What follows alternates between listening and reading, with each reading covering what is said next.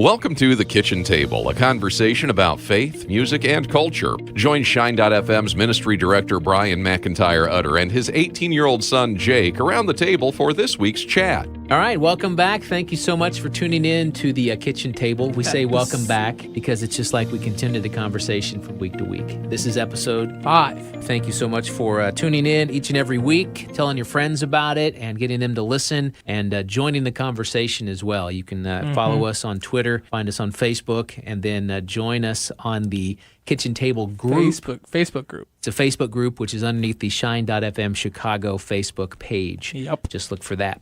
So our faith question this week. It's kind of a little tag along off of our faith question from 2 weeks ago. Yeah. And that was, why do Christians argue? So I'm kind of going and diving into a specific track of that. Okay. And why do Christians and churches argue about what worship music is played? This kind of tags with our little Music Matters segment because music, but just... Yeah, but we'll discuss this faith question. Mm-hmm. The faith question is, why do Christians and churches argue about what music should be played in services? Okay, we're still arguing about worship. Mm-hmm. And when we say worship, more specifically, it's the style of worship or it's the look of a sanctuary or whatever. It's a sad thing, unfortunately, because there is no right or wrong answer to this. But I want to point out this. The history of music within church. For example, there's always been conflict. Always been conflict. In the year 200, in the 200s, they were arguing about instruments in the church. Now, Scripture specifically talks about the clashing of the cymbal and the flute and the different instruments that they want you to utilize as a part of worship. But in the 200s, they were arguing about specific instruments because instruments were associated with secular things. For example, the lyre. That was actually associated with prostitution. So that couldn't be in the church, And so they were arguing then. Well, then in the 300s, a guy named Ambrose of Milan, starting what we know as hymns today in the Western Church. He was the one who introduced the concept of community hymn singing in the church. Well, yeah, because in the olden days, wasn't it just like the choir sang and they sang this is like even before the olden days. Yeah, seriously, way before. This was a long time ago. Right, and so they would sing in the 300s in the style of like a march, and these marches were written by what they considered heretics in the church. These unbelievers were writing the music, and then they were taking those. So it's sort of along that way, and that repeats itself in history. But I think the music back then, it was just to listen to. It wasn't like everyone sang, because not everyone could read the music, right? Right. And they were trying to incorporate that more and more. You're listening to The Kitchen Table. It's a father-son podcast talking about faith, music, and culture. In the 600s, you had, of course, monasteries that were popping up. You had chants in the 800s. That's as you're getting into, the Dark Ages and what happened there. In the 900s is when they started enabling choirs to start singing music, believe it or not. In the 1100s, again, hymns are developing over the centuries at this point. They would use rhyme and accent into hymnology during the 1100s.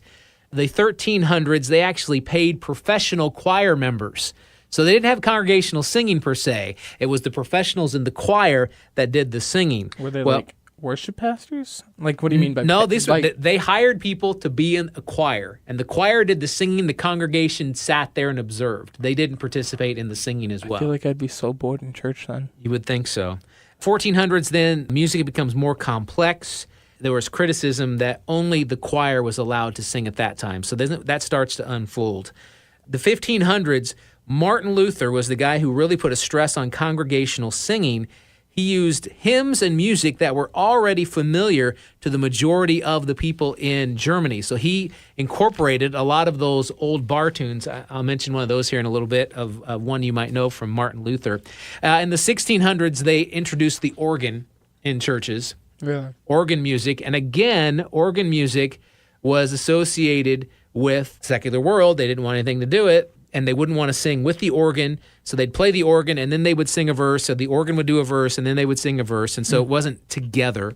In 1700s, Isaac Watts, big boost on congregational singing through hymns, but the hymns, because they were starting to do hymn book type things, and the hymns, they said, should not have as much of a relevance as the Bible, because that's like the only book that should be there, so to speak. And then, of course, Charles Wesley, brother of John Wesley, was incorporating new hymns, and they were using the songs from that period. The songs that were being sung in bars, they took the music, they rewrote the words. William Booth, founder of Salvation Army in the 1800s, popularizing the phrase, which we heard for the first time, why should the devil have all the good music? Which that'll come up again later.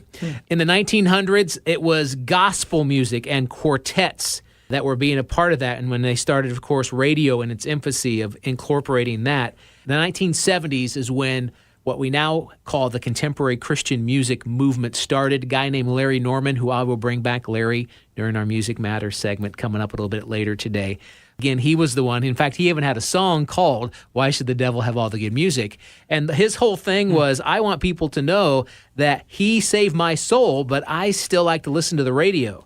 They say that rock and roll is wrong. I know that what's right. I know what's wrong. I don't confuse it. And then he said, why should the devil have all the good music? And that was a lyric from that song. So he founded what is known as the contemporary Christian music movement that we have today. Interesting. He died at age 60, kind of young, but he is my father's age. Really? That's how new this all is. But I just wanted to point out the history just to show you that there's always been tension as music has evolved within churchdom, within worship. And it continues today. I don't understand why it does that. They have these worship wars. To me, it comes down to culture, stylistic culture. People like different styles of music. I mean, we can even see that here because the different generations between us and you bring your old and I bring mine, and it's not the same music. Well, whatever generation you're coming from, listening right now, think about what is your favorite decade of music, and I guarantee you, more than likely, you're going to go back to your adolescence. I was like, mine's 2000s. Yeah. You go to your teenage years because music is such a huge part of your life as you are developing into an adult. And so I go back to the 1980s. Love that stuff. My dad, he goes back to the 1960s, the Beach Boys and the Beatles and those kinds of people. I mean, my mother saw The Who in concert way back when, which I think is kind of cool. Wait, Grandma saw The Who? Grandma saw The Who in concert. There you go. We all like different styles of music. You're listening to The Kitchen Table. It's a father-son podcast talking about faith, music, and culture. Here's what we need to realize, that God is a God of all people, all languages, and all styles. When we come together, we each bring our own flavor of worship into this, and each of us sees beauty, the beauty of God, in a unique and personal way. For many, some think that a new song is a departure from the old faith, and they don't want to mess with that. They see the church as a place of quiet reflection and not joyous celebration. So again, when you start incorporating more contemporary worship, others on the other spectrum of it, like the contemporary, not the older stuff, they think anything new has got to be better, so let's do the new. But it's not just generational and styles. I mean, there are contemporary African-American styles of worship today. There are contemporary Australian styles of worship today. Hillsong Church is Australian. They've had a huge influence on the music today. It's only styles. That's what it comes down to. Why do we have these wars? How do we overcome these wars? How do we put our own personal opinions aside for the betterment of expanding the kingdom of God? It comes down to Philippians 2:3. Do nothing out of selfish ambition or vain conceit. Rather, in humility, value others above yourself. I have a friend who pastors a church, and they completely redid their worship space. Really? And they changed worship up. And they did it with one purpose in mind. They created it not thinking of them as a congregation, but of people out there coming into their space. I think that does play a big role. I think the space that you also worship in. To me, it comes down to culture. Yeah. We go to a church that has two services that are very distinct cultures. One is more the traditional, the hymnology. They've got a pipe organ, and they do the hymns. And the choir's there. And that congregation loves worshiping that way. It's not wrong at all. That is a part of their culture. Our service is the contemporary service. Which we don't use the pipe organ.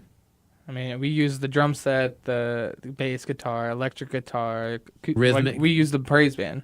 It's a band, all right? The choir loft is empty. We share the space, and that's a little bit different as well. We're trying to redo the space and transition the space. I would say, and I'll go out on a limb here, that those two cultures, which are one church, two different services, we are at the point now, I think we need to add a third culture opportunity in there. You told me about this, yeah. Because I believe like the contemporary service, if you will, is really towards my generation. Mm-hmm.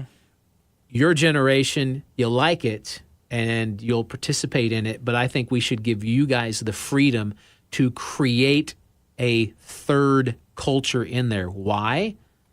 Some people will disagree with me on this one, and I've had people argue with me on this one. You're listening to The Kitchen Table, a father-son podcast talking about faith, culture, and music. My ministry has been in media, specifically in radio for many years, and I've been in programming. For many years. You've been doing it my entire life. Yeah, I have. For programming, you pick a target audience and you craft content specifically for that target audience. And I've really hesitated at saying this is the way we need to do it in church to reach specific groups. But I believe we're at a point, and people have talked about blending and keeping them together. I don't want to change the traditional service to the point where people don't like it. Well, yeah. I don't want to change the contemporary service to the point where people don't like it.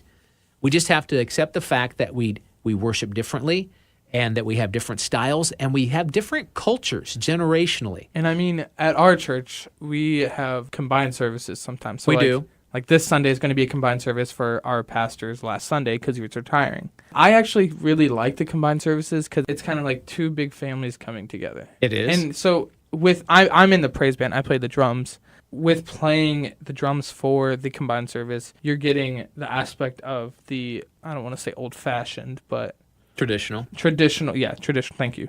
Traditional service, and then you have the contemporary service. And so as the praise band, we kind of blend those two styles together, and I think it's really interesting. For me, I see some lyrics in the contemporary music where it was kind of inspired. Like we've done mashup songs of a contemporary piece with like, instead of the bridge, you have the hymn or just the traditional music. And it's probably one of my most favorite things to play. So it comes down to questions you have to ask yourself. Is this change of worship or a lack of change, if you don't want to change, is it necessary for the gospel to go forth?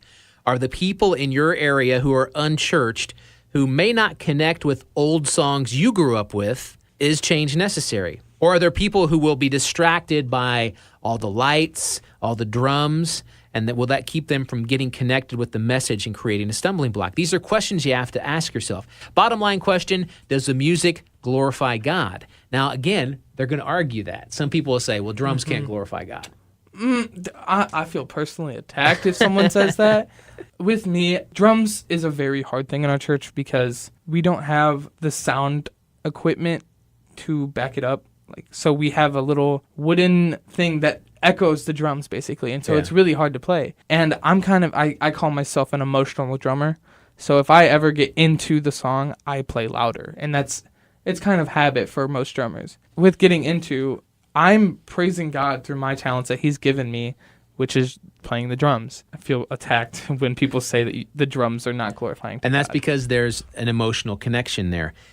There is a genuine emotional tie to a certain song for many that they remember was playing when they accepted Christ. That comes down to you and your personal feeling, your personal history. We miss out on a key point that Jesus makes in the Gospel of John. Our worldview is often limited to our own experiences, and there's nothing wrong with that. But we forget that the world around us finds their experiences just as valid. Do we need to change certain things? No, because stylistically, create something new. Mm-hmm. Like I said, it works for us. And again, people are going to differ and argue with me about this, and that's cool. I get it. You have people that'll argue that it's all about the hymns, that there's a lot of great theology in there. Martin Luther, A Mighty Fortress Is Our God, was actually a bar tune. It was from a saloon, believe it or not. But that is one of the most loved hymns. Some will argue that it's got to be a mix, that it's steep in doctrine. Mm-hmm. Well, I mean, with our church, I've been in the praise band for 6 years now. Our worship pastor does a good job. We use hymns, but we revamp them. Sure. So we make them fit to the congregation. We've done a bunch of hymns, and we've updated them musically to fit the Christian contemporary service. Certain generation are more about declaring who God is. That is the mental truth of who God is, where your generation, it's all about the experience and the movement of touching the heart. You value experience many times above good doctrine, which isn't a good thing. That's why we have to be careful. We have to put these two things together. We have to declare the good works of the Lord. Yeah, we do that. But then also leave room for each person to sing their own song. Mm-hmm.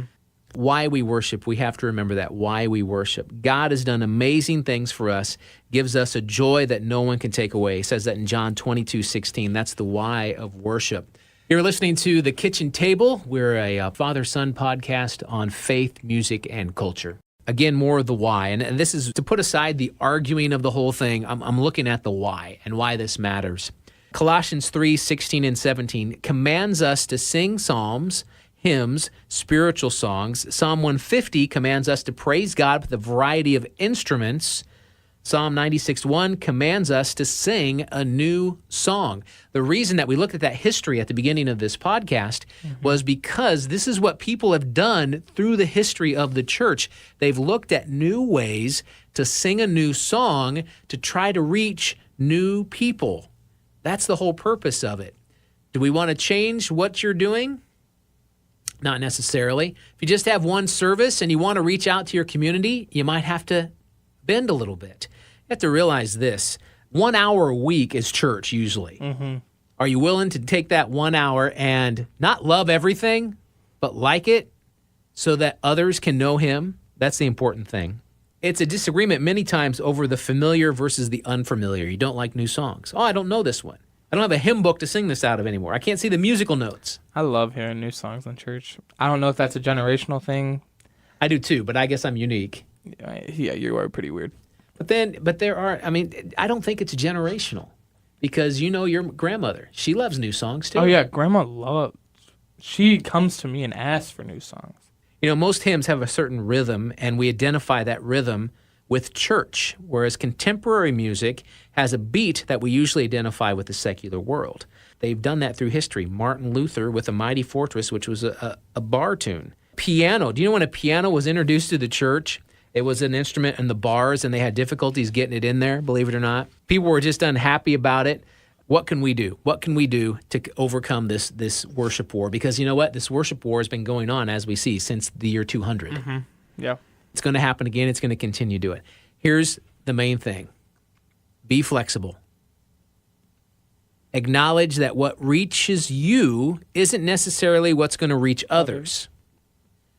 Just as there are different tastes of foods, there are also different tastes in music. Don't demand that the entire worship service be for you. Guess what? Worship is not for you. Worship is redirected back to God. That's why we do this. Maybe someone is being reached by the music you don't like.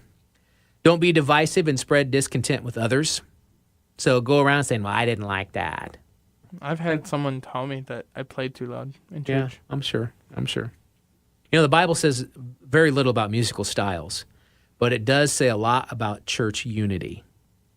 So you going around and complaining about it is doing no one any good. Find musical fulfillment in other ways. You don't have to leave your church. If your church is reaching people and you're excited about new people coming to your church and it's because of these possible changes, remember, that's an hour you spend there on a Sunday morning more than not, and take those other hours during the week and listen to the music you like. Mm. And finally, participate in worship even if the musical style isn't your favorite. I think that one's a hard one for teenagers, like going with the traditional. Like, I don't think we are as accepting. I think it goes both ways. Well, really. Yeah, both ways. But I mean, for me personally, I know whenever a hymn comes, like whenever we go to Grandma's church, it's a very traditional church. I mean, you of all people know that I do not like the music there. But I think I'm going to take it as a challenge for myself to be more open to accepting the traditional music in churches. Bottom line, be flexible. Know that it's being used to reach people. Try to like it. Don't gripe about it. Sum it up there. Mm-hmm. Now we're going to move on to our next segment, Music Matters.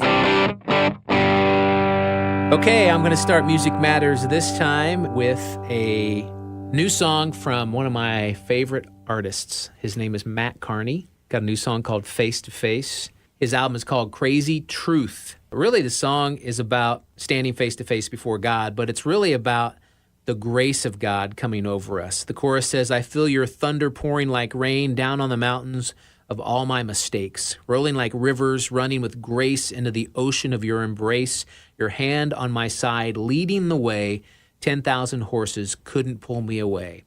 Love that song. Give it a listen. Hand on my side, leading the way, 10,000 horses couldn't pull me away. I liked it a lot. All right, so my song for this week is Hillsong Young and Free, Love Goes On. Hillsong Young and Free is the youth worship kind of band. Mm-hmm. And so it's kind of techno-y. It's kind of... Is the techno... Again, we're going back to styles. Is the techno style, do you like that in worship? I think it's a cool, different aspect to have. So you like variety in worship? Yeah, I do. I think your generation likes variety because yeah. You are the playlist generation. You can choose many different styles all at once. Very. So here's a little snippet of Love Goes On by Hillsong Young and Free.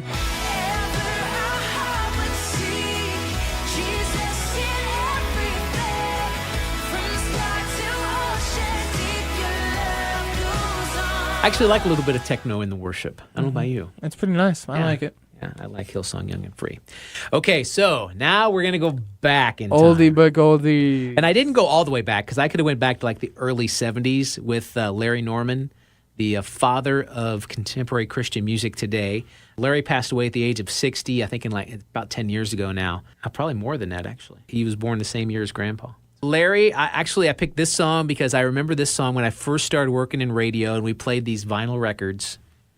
You don't. I do know what a vinyl record is. I know you do. They're popular. I'm again. cultured. This is a live album that he recorded, released in 1985, called "Stop This Flight." And I love this song. I played this song when I do a radio shift back in '87. I would play this song every radio shift because I got to pick my own music at that time. You don't have a little computer choosing your songs for you? Computer in 1987? Yeah.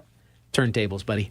Song's called Messiah. A lot of the language is apocalyptic revelation, but I just love this song. And he was such a huge influence on the Jesus music culture at the time and the hippie culture and people coming to Christ from the hippie culture. So here's Larry Norman, 1985, live version of Messiah. I could hear the angels calling. Messiah, Messiah. Interesting. I liked it. It was kind of... Stylistically a little different. Yeah, it is. Been talking about style today, haven't we? Yep. That closes up Music Matters. Culture Shock. So Culture Shock, I wanted to talk about someone who's being talked about a lot right now, who I think is finally getting the recognition he deserves even after his passing because he had such an influence on the culture in the United States. Fred Rogers. Isn't that the guy who does Mr. Rogers' Neighborhood? Mr. Rogers' Neighborhood. Fred Rogers, you might not have known this, was a Presbyterian minister. Really? Yeah. And he developed Mr. Rogers' Neighborhood as a part of his thesis. I don't know if it was like master's level or doctoral work, but that was part of his thesis project. And for more than 30 years, he taught children through this television program on public television. Finally, he's getting the true recognition of his impact on people.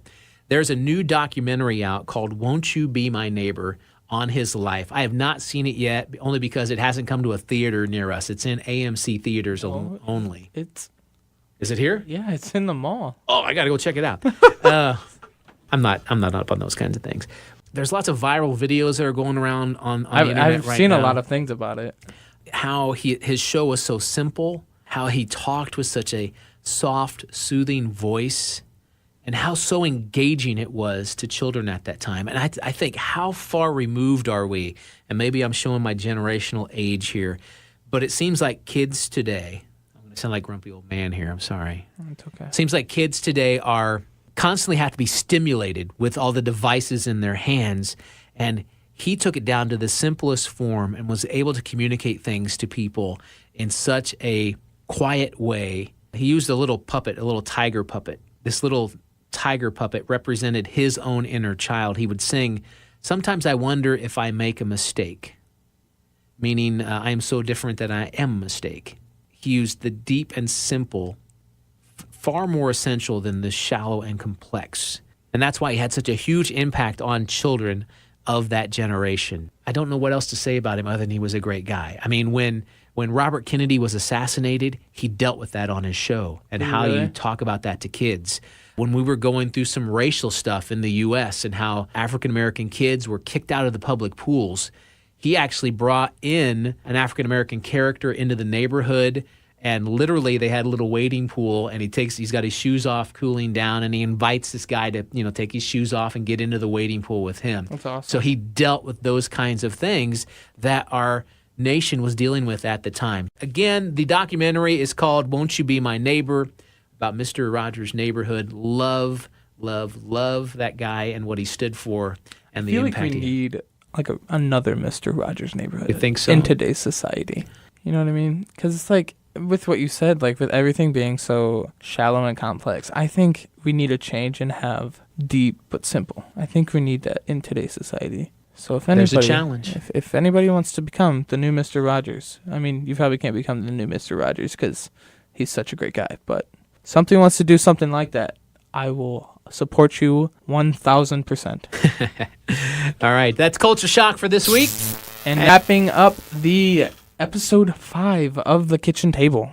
Thanks for listening. We've been talking about the worship wars, specifically stylistic and worship music, and how we just need to be flexible and realize that new music reaches new people. And that's the way Paul talked about in his missionary journeys that he had to adapt and change to reach new people all the time. To the wise, he spoke bigger words, I guess. Yeah. I don't want to say more intelligent, but to the simple, he simplified the message. And that's music's the same way, and how we worship. And remember, worship isn't about us. It's about reflecting our love back to God through worship. Yeah. We also had great Music Matters segment talking about music, going back to the original guy of contemporary Christian music movement, Larry Norman. And then talking about Mr. Rogers' Neighborhood, the new documentary, Won't You Be My Neighbor? Go see it. Go see it, yeah. Yeah. I want to go see it. I'll do go too. with you. Let's go see it.